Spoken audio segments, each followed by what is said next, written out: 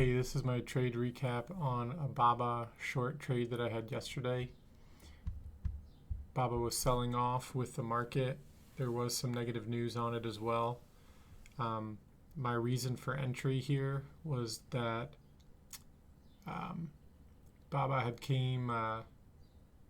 had sold off to a daily level right here and then bounced up and then went under the daily level, right? Then it retraced and pulled back, and on the 1 minute here you can see this is when it hit the daily level. It came up, it eventually broke through it, pulled back, and then to me there was a couple things that I saw as a reason to get short again. You could see a couple of topside wicks here. You could see it was about to make a new 5-minute low. I guess it wasn't going to make a new 5-minute low on this 5-minute chart, but here, 1, 2, 3, 4, 5, 6, there's about 6 candles here, and it was close to making a new low in this next candle. So it's somewhat of a new 5-minute low. So I combined the daily level with a new 5-minute low with some topside wicks, and then also looking at this retracement, was it a change in volume? And you can see that the buying volume wasn't anything special, right? It's almost like the volume was still kind of slowly going down. So to me, those were three reasons that kind of came together as a reason to short here. So I just put a stop above this wick, and this area was also a $0.50 level, which is nice too, because right now price is underneath the 50-cent mark. So that's 4 things to go with that can be combined, which is the daily level shows being respected, topside wicks, new 5-minute low, and a $0.50. So then my reasons to sell here, I'm going to play it. I'll show you that I got in right here, right?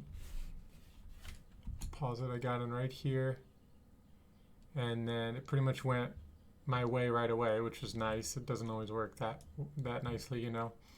I drew some trend lines just to give me some visualizations of what the stock was doing. I'll kind of back out here. What the stock was doing before, how it broke the trend line for a potential reverse, and then how it then broke this trend line again for a continuation. And then, so here are my reasons to sell. I'm going to fast forward.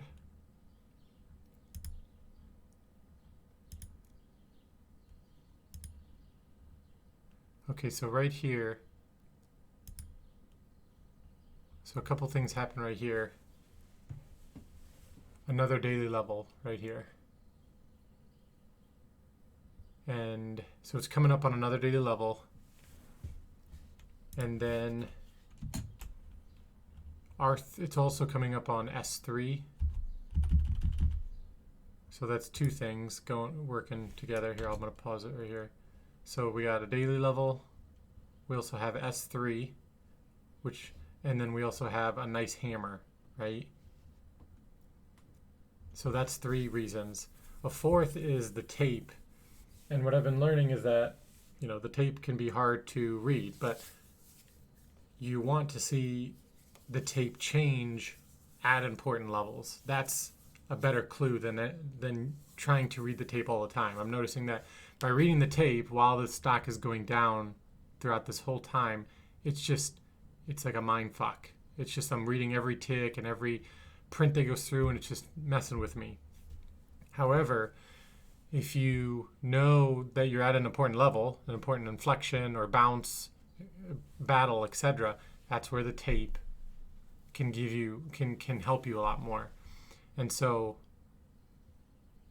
here, you know, S3, daily level, a nice hammer, some of the highest volume in the last few hours. So let's see if the tape can give us a signal to combine with these other criteria. And so I'm going to backtrack a few minutes so we can just see what happens here. So this is right before that volume comes in. So we're right at, no, this is not right before. We're at $220 here. We need to get down to 219. Okay, so we're going down to 219, right? That's pretty much the area where it starts to turn around. So, you know, we see medium-sized orders coming through. We're at 219.20, right? Nothing's changing too much here. It's just kind of coming through at a medium to slow prints.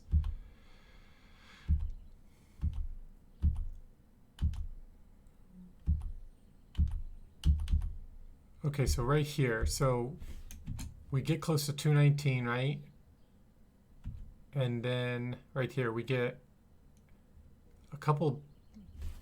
quite a bit of medium-sized orders that come through at 219 on the bid, which I'm not sure what that means. I think when it's on the bid, a lot of times that can be bullish, but you have to combine it with other things, right? So you combine a bunch of orders that come through.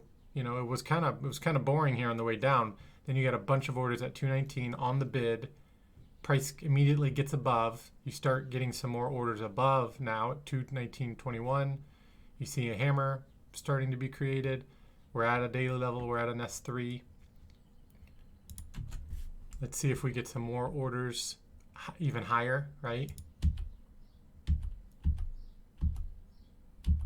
We got a couple more even higher at 41 cents and then 30 cents.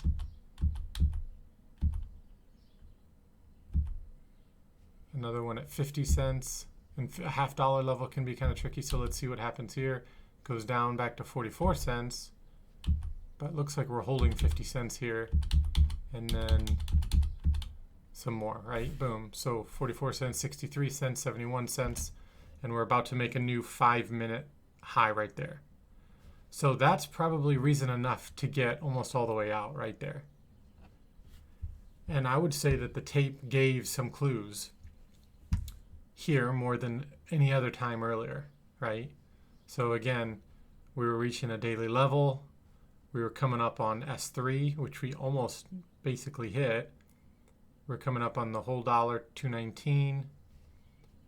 A lot of volume came in, a hammer, and then clearly we could see on the tape you were able to combine some big orders that hit on the bid. Price got above really quick, and then more bigger orders came in on top of it and kept going. And I think that's a clear reason to get almost all the way out or to take a big partial. I mean, honestly, I got in here. I probably didn't need to. I only needed to partial once at low of day, and then wait for something like this to happen to say, okay, I'm going to get most of my shares out now. So thanks. Let me know what you think if you have any questions.